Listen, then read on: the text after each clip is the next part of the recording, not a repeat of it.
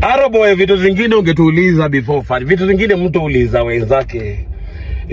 Hiyo kitu ungeimalizia pale kwa kiki. Unaona pale kwa kiki malizi juu mko airport, juu mnapigana na mayai, ungeimalizia hiyo kitu hapo. Mazee, unaona jamaa Shakib alipigwa mbele ya bibi yake. Na leo alijua bibi yako anakuja. Anataka kukupiga mbele ya bibi yako. Wewe jua Nadia sasa ameshakusoma. Hiyo kitu ungeacha. Nadia sasa ameshakusoma, ashajua round ni 2.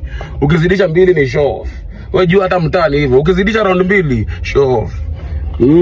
Alafu kochi wako ni KRG. KRG anakudanganya upigane na mkono na yeye ako na bunduki. Jesus, I'm very shocked. Jesus Christ. What a god. Hey. Aroboy ametuangwa kama mburukenge. Hey. Round ni 2, hakuna kupoteza masaa. Usiwahi dharau mtu, unaongea na ametulia na kuangalia tu.